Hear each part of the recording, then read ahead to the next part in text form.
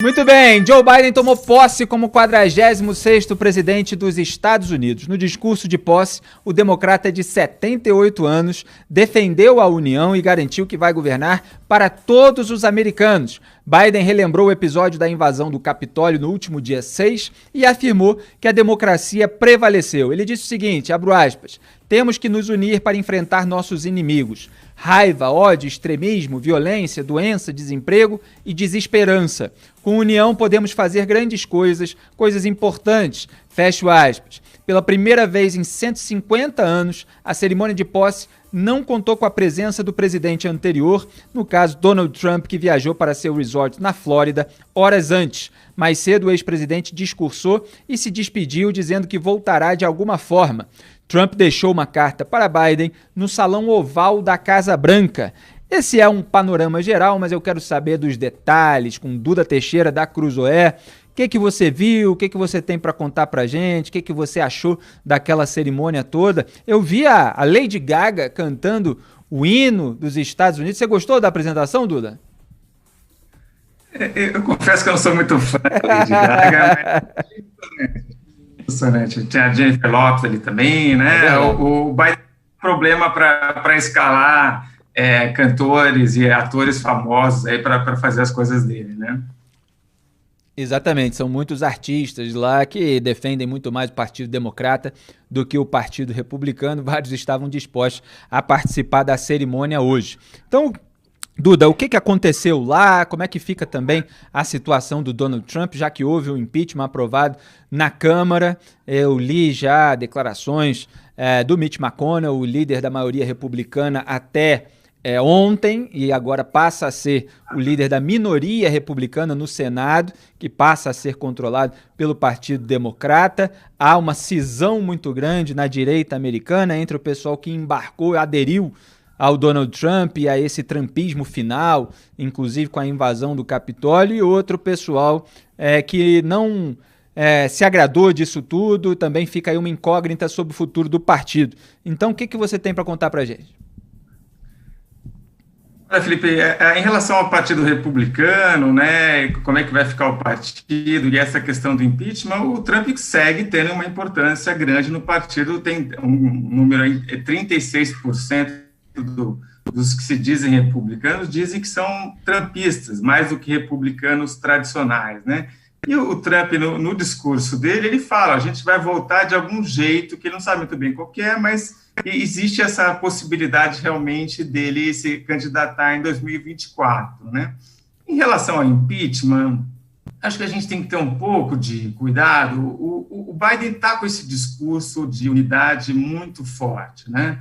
Isso vem desde a campanha, hoje ele falou várias vezes disso, né? Então, se eu falei com algumas fontes americanas, de historiadores e cientistas políticos, eles falaram assim, olha, pode esquecer essa coisa de impeachment, isso não vai prosperar, tá? E eles entendem isso porque para o Biden isso não interessa, né? O Biden, se o Congresso começar a debater o impeachment do Trump, esse fantasma do Trump volta com força, o Trump vai usar isso como vitimização, vai tentar usar isso para se transformar num mártir, né? Isso atrapalha o começo do governo Biden, que o Biden precisa aprovar um monte de coisa, né? Aprovar as pessoas que ele indicou para os cargos mais importantes, o pacote de estímulo, que é de 1,9 trilhão de dólares, né? É um super dinheiro que não só para recuperar a economia, que está se recuperando, mas também para ajudar a comprar vacina e distribuir vacina, né? Então, o impeachment acabaria sendo uma pedra no sapato aí do Biden e muito provavelmente a influência que o Biden tem no Partido Democrata, eu acho que isso vai ser abafado. Eu acho muito difícil que o Partido Democrata empurre esse impeachment aí para o Senado, né? Fala-se de se esperar 100 dias do governo Biden para levar isso para o Senado, mas ainda assim seriam necessários 2/3 dos votos no Senado para aprovar o impeachment do Trump, que já vai ter deixado a presidência há muito tempo, e esse impeachment não necessariamente inabilita o Trump, não necessariamente acaba com os direitos políticos dele. Precisaria de uma nova votação, ou seja, é muito pouco ganho, né, para o Partido Democrata, e num momento muito importante que o governo Biden precisa decolar e mostrar serviço. Exatamente. E acabou de sair no Antagonista que no Twitter, Jair Bolsonaro, que custou a reconhecer a derrota de Donald Trump, anunciou ter enviado uma carta a Joe Biden, cumprimentando-o por sua posse e expondo minha visão de um excelente futuro para a parceria Brasil-EUA, Brasil-Estados Unidos.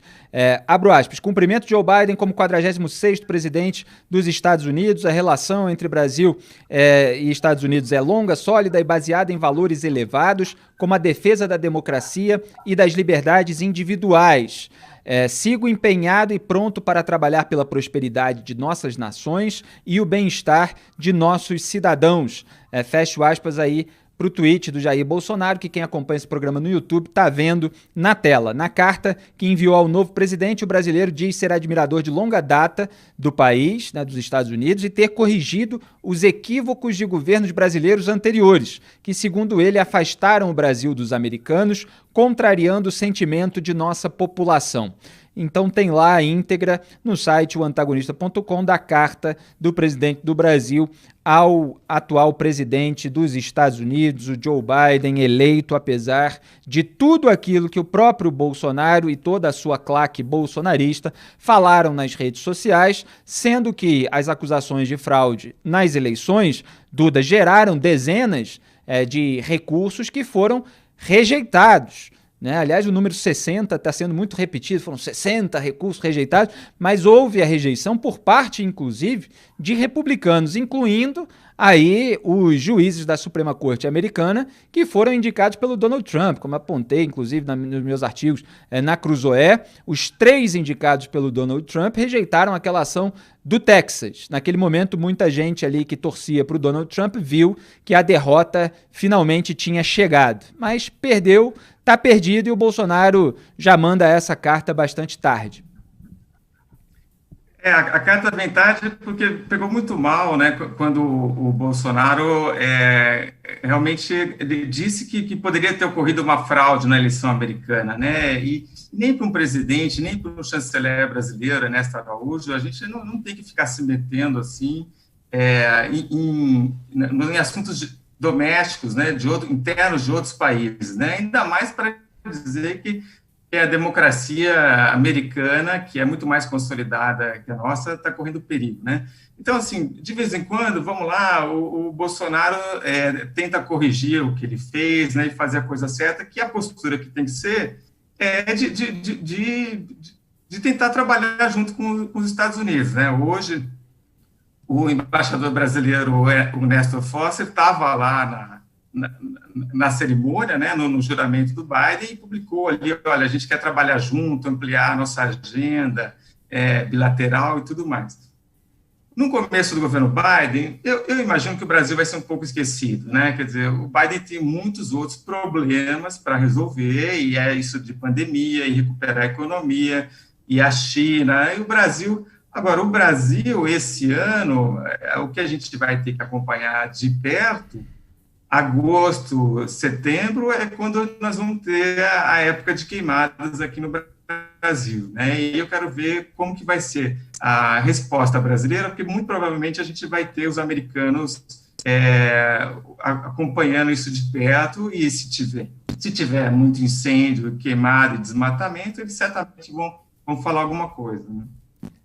Exatamente. A gente vê o Bolsonaro agora se curvando por não ter mais alternativa, depois de uma hostilidade, depois de uma intromissão indevida na política interna dos Estados Unidos. Aliás, de modo similar, não exatamente igual, ao que bolsonaristas fizeram em relação à China, que agora está atrasando o fornecimento de insumos para o Brasil e provavelmente exigindo ali retratação e compromissos por parte do governo brasileiro para poder fornecer os insumos para as vacinas, para a vacina não só do Instituto Butantan, mas também para outra, né, a de Oxford, a produzida na Índia, que também contém insumo chinês. Apesar de toda a campanha nas redes sociais bolsonaristas contra uma vacina por associação à China, sendo que a vacina na qual apostou o governo federal e que ainda não está disponível para a população também tem insumo chinês. Então essa gente é incoerente, é hipócrita e gosta de fazer pose para seguidor otário. Para seguidor otário, é bom que se diga com todas as letras. É uma pretensa direita que está aliada ao centrão, recorrendo a todas as práticas petistas, pela impunidade geral, inclusive, e que precisa aí de um espantalho internacional no qual bater em rede social sem nenhum efeito dentro da realidade, porque o governo Bolsonaro não faz nem cosquinha na China, e eles estão lá atacando no momento de pandemia em que é necessária uma cooperação internacional para lidar e tentar lidar com uma situação extrema de crise sanitária e tentar salvar vidas do próprio povo. Então, o interesse do próprio povo, ele vem em primeiro lugar, principalmente quando é um interesse literalmente vital. A gente já vai falar a respeito disso em maiores detalhes. Duda, em relação à sua perspectiva para o governo Biden, o que se espera aí nos próximos meses, o que esses historiadores, cientistas políticos com os quais você conversou esperam desse governo Biden, que conseguiu a trifeta governamental, né, Casa Branca, Senado e Câmara, está com maioria em tudo, só não tem a maioria na Suprema Corte, já que há os juízes mais conservadores indicados tanto pelo Trump quanto pelo George W. Bush naquele desequilíbrio contrário a uma pauta mais esquerdista, mais acentuada, isso que foi muito importante, inclusive, na campanha de 2016 para o Donald Trump vencer a Hillary Clinton. Então, existe esse obstáculo, mas a preocupação ambiental, como você antecipou, é uma pauta prioritária do governo Joe Biden. É claro que o governo Bolsonaro vai ter que tomar certas providências para evitar um caos, se sustentar até lá, né? Para evitar que receba um puxão de orelha internacional e tenha problemas comerciais e sanções decorrentes disso, mas também tem outras pautas aí no governo Biden. Diga lá. Acho que sempre que começa um governo novo, né, nos Estados Unidos, a gente tem esses decretos, né, todos os presidentes acabam fazendo. O Biden certamente vai vir com agora para colocar os Estados Unidos de volta no Acordo de Paris, né. Uma das bandeiras dele é esse negócio de atuar pela mudança climática e tudo mais, então isso vai vir logo. Deve acabar também com uma proibição de voos de países de maioria muçulmana, e logo mais a gente vai ter, acho que sem grandes problemas, essa aprovação do pacote de 1,9 tri, né? Acho que amanhã já se juntam ao Senado americano esses dois senadores que ganharam o segundo turno na Geórgia, né? Então, os democratas já têm 50, vão ter os 50 de 100 senadores, mas ainda assim, quer dizer, hoje, provavelmente, já começam a aprovar alguns nomes do gabinete e não vai ter tanto problema, porque o Biden escolheu nomes mais de consenso, né? Gente que já tem experiência, vários ali já trabalharam no governo do Obama, então já são conhecidos, então a coisa deve andar no Congresso. Suprema Corte não é tanto um problema, porque a Suprema Corte nos Estados Unidos ela é muito mais reativa, né? Ela não se mete tanto na política, então é mais quando aparece ali, eles selecionam questões que a justiça local não consegue resolver e pensam ali para decidir e criar uma jurisprudência, né? Então, mesmo que o Trump tenha vários ministros conservadores na Suprema Corte, o Trump não, né, mas o Partido Republicano, o governo Biden, isso não interfere no governo Biden.